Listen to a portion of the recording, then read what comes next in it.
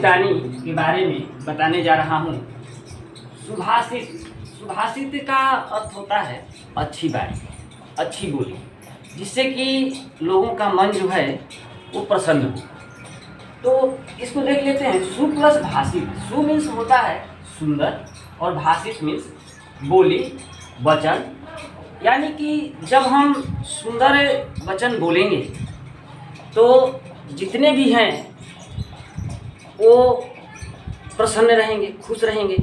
तो सुंदर वचन को बोलने के लिए सुभाषित शब्दों को बोलने के लिए हमारे पूर्वजों ने कुछ सुभाषितानी नाम से शब्दों का, वाक्यों का निर्माण किया है, जिसको कि हम अपने जीवन में ला करके और अपने जीवन को सुंदर बना सकते हैं। सुभाषितानी में महापुरुषों के अनुभवों को प्रकट किया गया है। सुभाषितानी में महापुरुषों के अपने अनुभवों को प्रकट किया गया है। और सुभाषित का अर्थ सुंदर वचन या बोली या कथन होता है। यह सु तथा भाषित दो शब्दों के योग से बनता है। यह सु तथा भाषित दो शब्दों के योग से बनता है। और सु का अर्थ सुंदर तथा भाषित का अर्थ बोलना या कहना होता है। मानव जीवन जो है वो अज्ञानता से परिपूर्ण है। मानव का जो जीवन है वो केवल अज्ञानता है।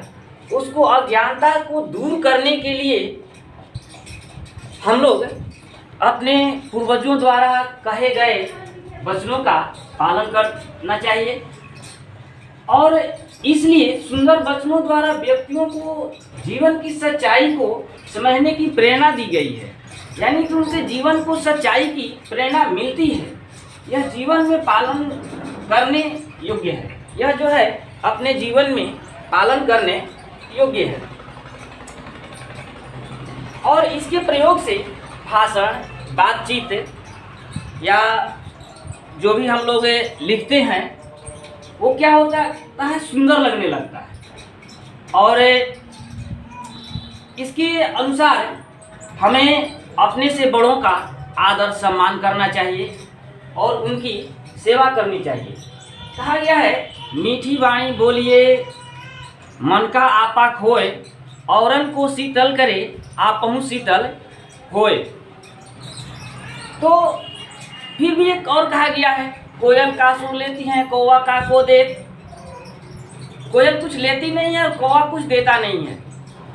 तो इस प्रकार से हम अपने पाठ का पहला सूक्त या पहला श्लोक प्रारंभ करेंगे। अगला देखिए नंबर 1।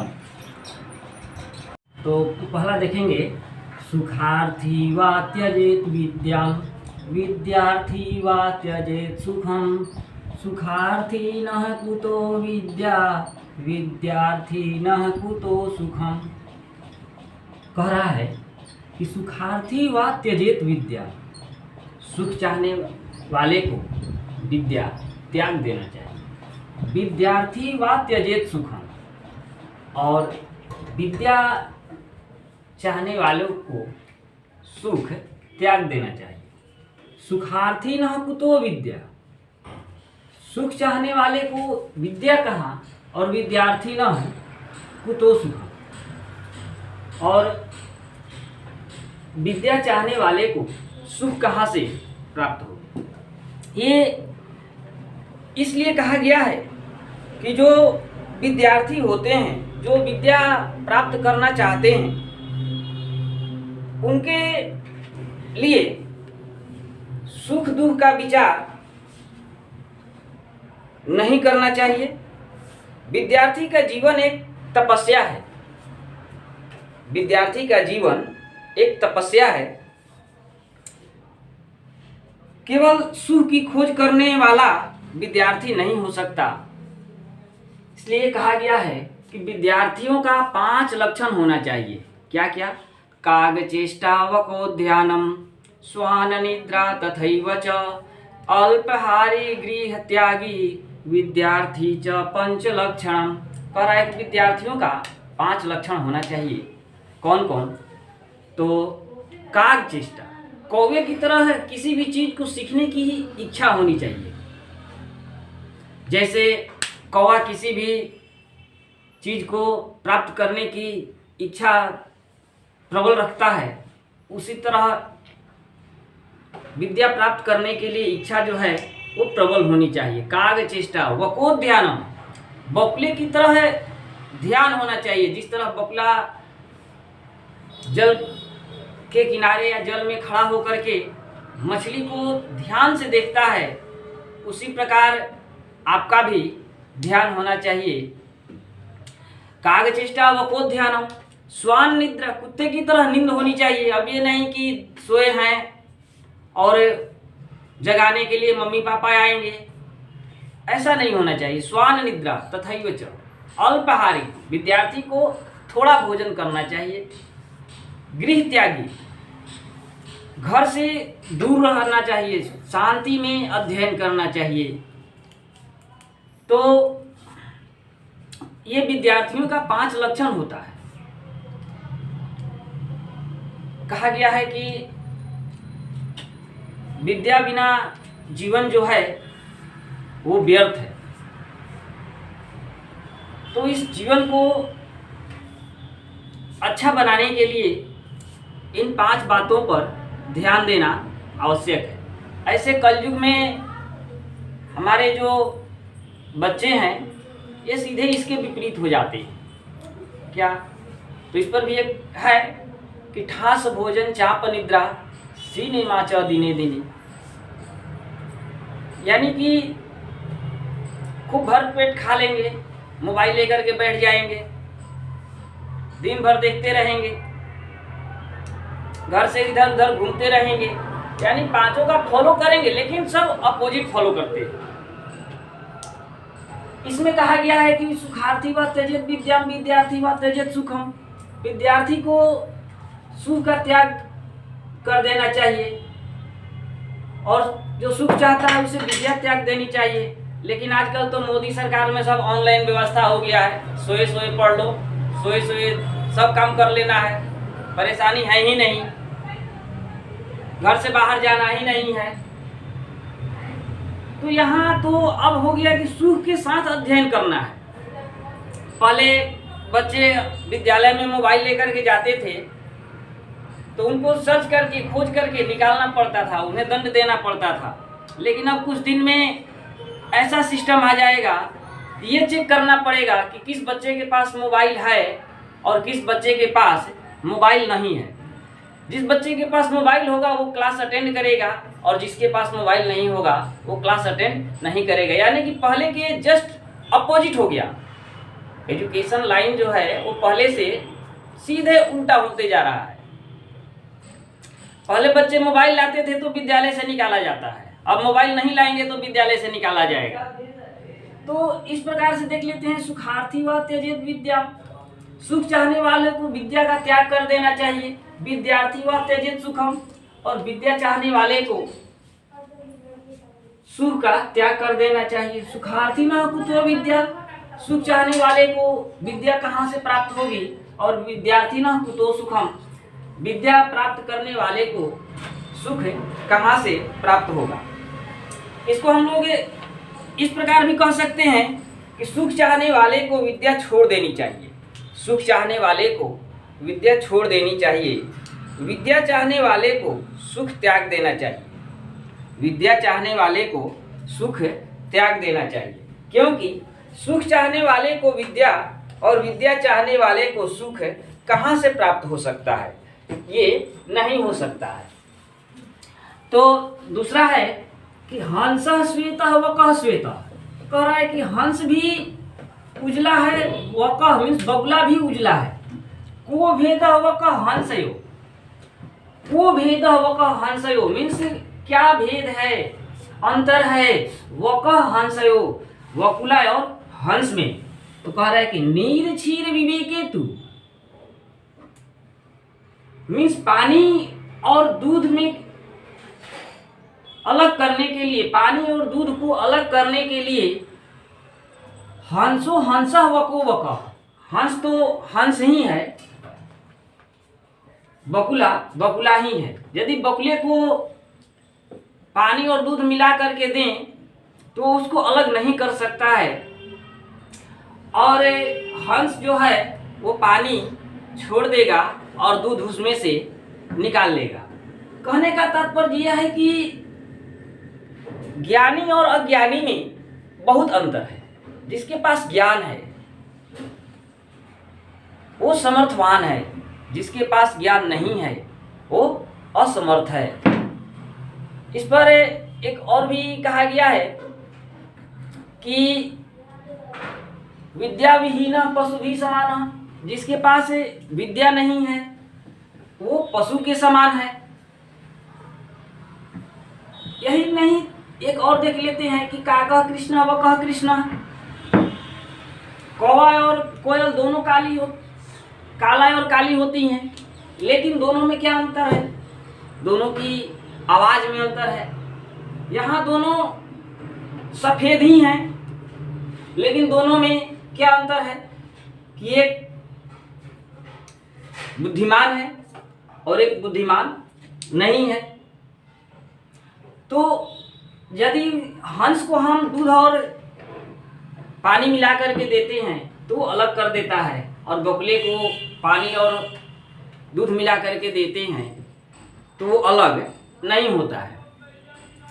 तो यहाँ एक और बात है कि कहा गया है कि कड़ी लगाया, कहा गया है माता वैरी पिता शत्रु ये न बालो न पाठित। कह रहे कि जो माता और पिता अपने बच्चे को नहीं पढ़ाते हैं, कह रहे कि माता वैरी पिता शत्रु ये न बालो न पाठित, वैसे माता और पिता अपने बच्चों के शत्रु हैं, दुश्मन हैं, जो अपने बच्चों को नहीं पढ़ाते हैं। जैसे न शोभते सभा मध्य हंस मध्य वको यथा। जिस प्रकार हंसों के बीच में बगुला शोभा नहीं देता है। क्यों शोभा नहीं देता है? कि दोनों सफेद है, दोनों सफेद है, लेकिन हंस क्या है? बुद्धिमान है, उसमें पानी और दूध को अलग करने की क्षमता है, लेकिन बगुले में ऐसी क्षमता नहीं है। इसलिए क्या है कि हंसो हंसा बको बक, हंस तो हंस ही है, बगुला बगुला है। कहने का अर्थ है कि एक अज्ञानी लोग जो होते हैं वो ज्ञानी के समाज में अच्छे नहीं लगते हैं। ज्ञानी डिसिप्लिन में होगा, अज्ञानी अनडिसिप्लिन में होगा। इसको इस प्रकार भी हम कह सकते हैं कि हंस सफ़ेद होता है और बगुला भी सफ़ेद होता है। तो हंस और बगुले में क्या अंतर है? हंस और बगुले में क्या अंतर है? जल और दूध में अंतर समझने पर हंस तो हंस है और बगुला बगुला ही है। अगला है, देखेंगे, प्रिय वाक्य प्रदानेन सर्वे तुष्यन्ति जन्तवः तस्मात् तदेव वक्तव्यम वचने का दरिद्रता। एक बार फिर से देखेंगे, प्रिय वाक्य प्रदानेन सर्वे तुष्यन्ति जन्तवः तस्मात् तदेव वक्तव्यम वचने का दरिद्रता। करे कि प्रिय वाक्य प्रदानेन, प्रिय वाक्य बोलने में मीन्स मीठी वाणी बोलने में या मीठी वाणी बोलने से सर्वे तुष्यन्ति जन्तवः, सभी जीव जंतु प्रसन्न होते हैं, खुश होते हैं।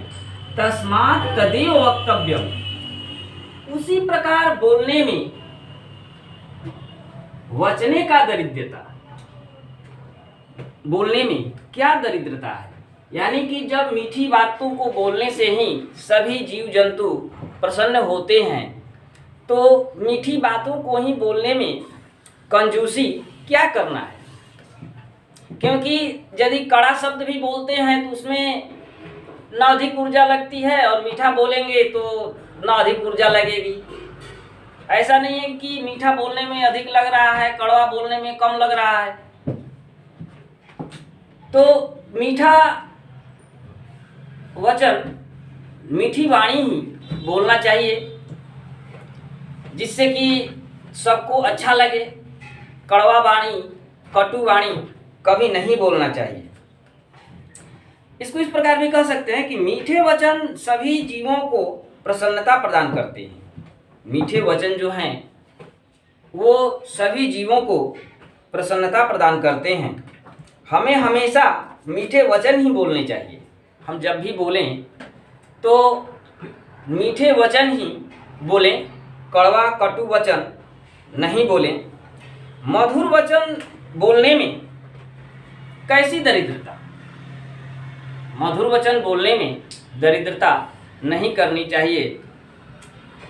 इस पर कहा भी गया है कि मीठी बाणी बोलिए मन का आपा खोए, औरन को शीतल करे आपहु शीतल होए। तो मीठी बातों को ही बोलने में भलाई है और मीठी बातों को ही बोलना चाहिए। एक कह रहा है कि चौथा है कि ये साम न विद्या न तपो न दानम ज्ञानम न शीलम न गुणो न धर्मः ते मृत्युलोके भुवि भारभूताः मनुष्य रूपेण मृगश्चरन्ति। एक बार फिर से देख लेंगे। ये शाम न विद्या न तपो न दानम ज्ञानम न शीलम न गुणो न धर्मः ते मृत्युलोके भुवि भारभूताः मनुष्य रूपेण मृगाश्चरन्ति। कह रहा है कि ये शाम न विद्या मीन्स जिसके पास न विद्या हो, न तपो न तप हो, तपस्या हो, परिश्रम हो, न दानम न दान ही करता हो, ज्ञानम न शीलम न उसके पास ज्ञान हो, विद्या हो, न शील संकोच हो, न किसी प्रकार का गुण हो और न उसके पास कोई धर्म हो। ते मृत्युलोकी वे मृत्युलोक में मीन्स पृथ्वी पर भूविभार भूता भार के समान है। क्या है? भार के समान है। और मनुष्य रूपेण मनुष्य के रूप में मृगाश्चरन्ति मृग के समान आचरण करते हैं, यानी कि दौड़ते रहते हैं। मृग में क्या होता है? मृग के नाभि में ही कस्तूरी होता है और वो अपने कस्तूरी के गंध को पाने के लिए जंगल में इधर से उधर दौड़ता रहता है और उसको कस्तूरी की प्राप्ति नहीं होती है। जिधर से हवा उसके अपोजिट चला उसको गंध मिलता गया और उस दिशा में वो दौड़ता रहा। उसे कस्तूरी की गंध की समझ नहीं हो पा रही है कि कस्तूरी है तो है कहाँ। वैसे लोग इस पृथ्वी पर भार के समान हैं, जिनके पास ये सारे चीज न विद्या है, न तप है, न दान है, न ज्ञान है, न शील है, न गुण है और न धर्म है। ऐसे लोग इस पृथ्वी पर भार के समान हैं और मनुष्य के रूप में होते हुए भी वे मृग के समान इधर उधर घूमते रहते हैं। इसको इस प्रकार भी कह सकते हैं कि जिसके पास न विद्या है, न तप है, न दान है, न ज्ञान है, न गुण है, न धर्म है, वे संसार में पृथ्वी पर भार के समान हैं और मनुष्य रूप में हिरण के समान विचरण करते हैं। तो इस श्लोक को आप लोग याद करेंगे। एक बार बता देते हैं कैसे याद करेंगे, देखेंगे। सुखार्थी वा त्यजेत विद्यां विद्यार्थी वा त्यजेत सुखम सुखार्थी नः कुतो विद्या विद्यार्थी नः कुतो सुखम हंसः श्वेतः वकः श्वेतः को भेदः वकः हंसयोः नीर क्षीर विवेके तु हंसो हंसः वको वकः प्रिय वाक्य प्रदानेन सर्वे तुष्यन्ति जन्तवः तस्मात् तदेव वक्तव्यं वचने का दरिद्रता। चौथा में लय बदल जाएगा। इसमें ध्यान देंगे कि एक एक वर्ण को ध्यान से पढ़ना है। यदि एक एक वर्ण को हम ध्यान से नहीं पढ़ेंगे, विसर्ग छूट जाएगा, हलंत छूट जाएगा, तो उसका लय जो है वो अच्छा नहीं होगा। ध्यान देना है, एक एक वर्ण को पढ़ना है।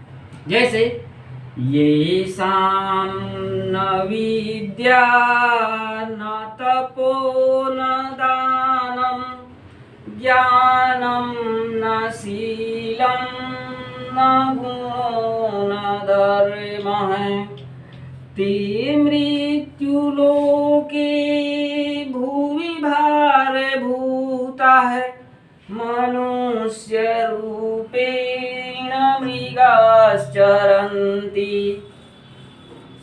तो इसको इस प्रकार से आप लोग पढ़कर, देखकर, सुनकर याद कर लेंगे और इसका भावार्थ आप लोग सुन करके ही लिखेंगे। थैंक यू, धन्यवाद।